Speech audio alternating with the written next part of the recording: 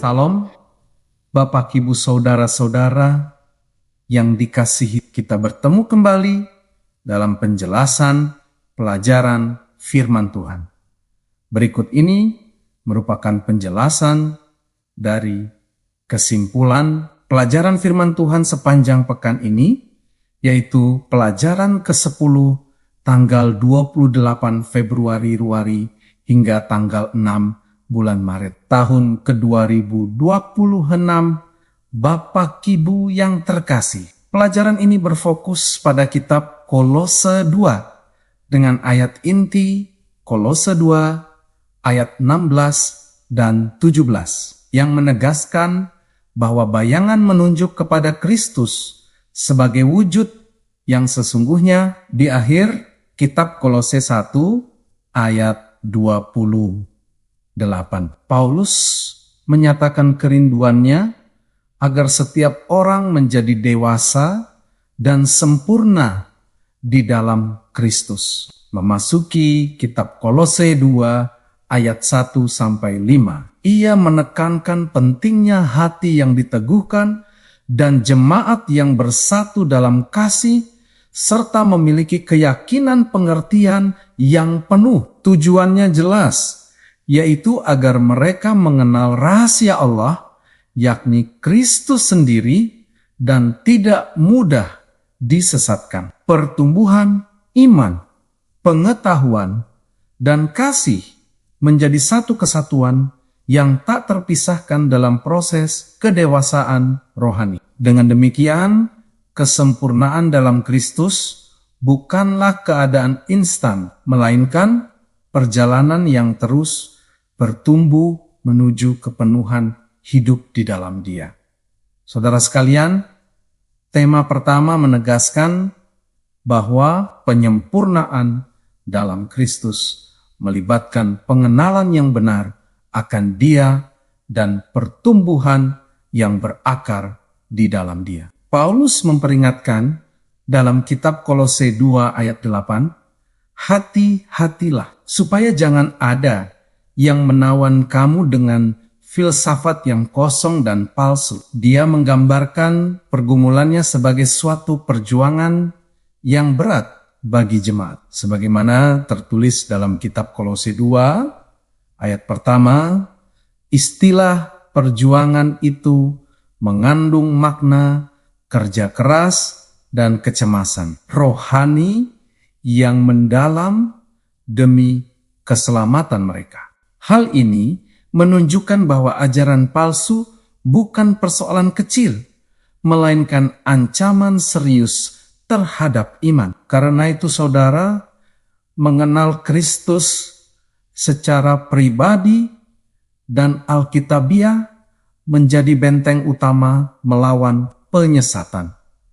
Bapak Ibu yang terkasih, ilustrasi tentang James Garfield yang membedakan antara pohon ek dan labu menggambarkan bahwa pertumbuhan sejati memerlukan waktu dan proses. Paulus menyatakan dalam kitab Filipi 1 ayat 6 bahwa Allah yang memulai pekerjaan baik akan menyelesaikannya sampai hari Kristus. Alan Redpath menegaskan bahwa pertobatan adalah mukjizat sesaat, tetapi pembentukan orang kudus adalah tugas seumur hidup. Prinsip ini selaras dengan kitab Yohanes 15 ayat 7 yang menekankan pentingnya firman Kristus tinggal di dalam kita. Tanpa kedalaman akar rohani, iman mudah goyah oleh angin pengajaran yang menyesatkan. Maka Bapak Ibu,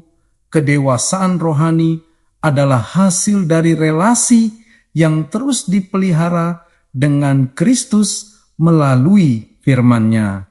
Saudara-saudara yang terkasih, konsep pengetahuan menjadi pusat argumentasi Paulus dalam surat ini. Dia ingin jemaat memahami kasih karunia Allah dengan benar dan mengetahui kehendaknya dengan segala hikmat. Pengetahuan tentang rahasia Allah yaitu Kristus yang diam di tengah-tengah umatnya, menjadi dasar pengharapan kemuliaan. Pengetahuan ini bukan sekadar informasi intelektual, melainkan pengenalan relasional yang mengubahkan hidup. Kitab Kolose 3 ayat 16 menegaskan, hendaklah perkataan Kristus diam dengan segala kekayaannya di antara kamu. Firman yang tinggal dalam hati menghasilkan hikmat, pengajaran, dan pujian yang memuliakan Allah.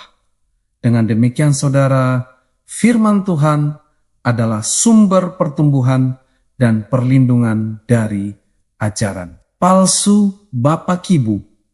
Tema kedua menegaskan bahwa keselamatan hanya terdapat di dalam Kristus. Dalam kitab Kolose 2 ayat 11-15, Paulus menjelaskan bahwa sunat sejati adalah pekerjaan Kristus dalam hati, bukan ritual lahiriah. Kita dikuburkan bersama Dia dalam baptisan dan dibangkitkan oleh kuasa Allah, serta diampuni dari segala pelanggaran. Pernyataan ini menunjukkan bahwa salib adalah pusat karya penebusan. Kristus telah memakukan surat hutang kita di kayu salib dan mengalahkan kuasa-kuasa gelap. Karena itu Bapa Kibu, tidak ada dasar lain untuk keselamatan selain anugerah yang dinyatakan melalui pengorbanannya. Namun,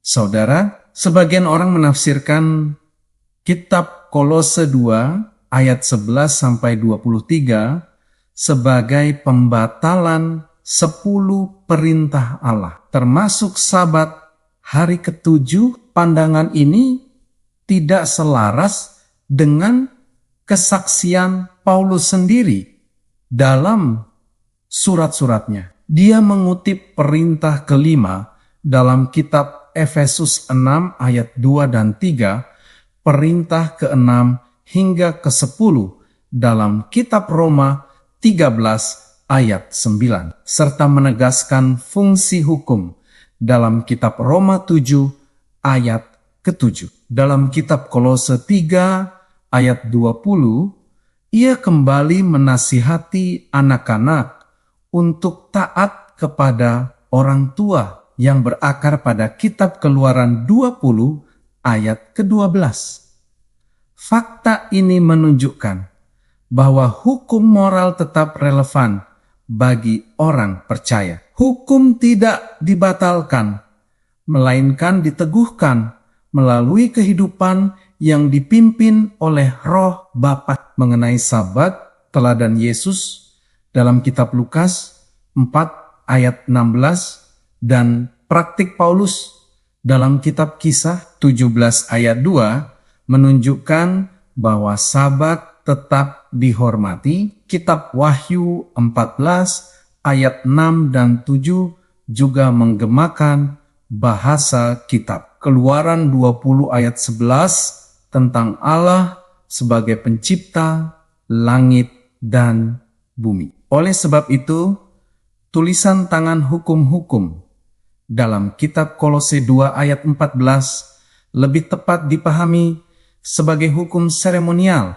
atau surat hutang dosa. Bayangan-bayangan upacara menunjuk kepada Kristus dan berakhir pada salib. Sesuai dengan kitab Kolose 2 ayat 16 dan ke-17, hukum moral sebaliknya mencerminkan karakter Allah yang kekal dan tidak berubah. Pemahaman ini menjaga keseimbangan antara anugerah dan ketaatan.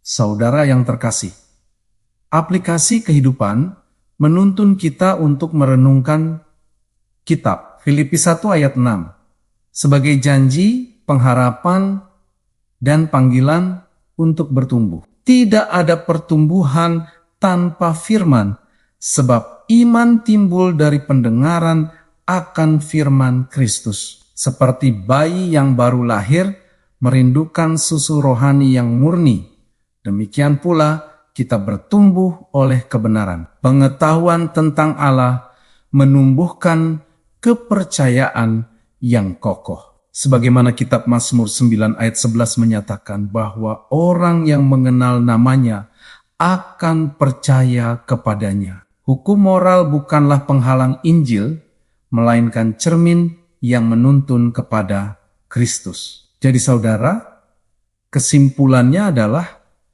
kedewasaan rohani tercapai ketika kita mengenal Kristus melalui firman, mempercayai keselamatan hanya di dalam Dia, dan hidup setia dalam ketaatan yang lahir dari kasih. Bapak, Ibu, saudara-saudara yang diberkati Tuhan. Sampai di sini penjelasan pelajaran firman Tuhan untuk hari ini. Sampai bertemu pada pelajaran yang berikutnya. Tuhan memberkati kita semuanya.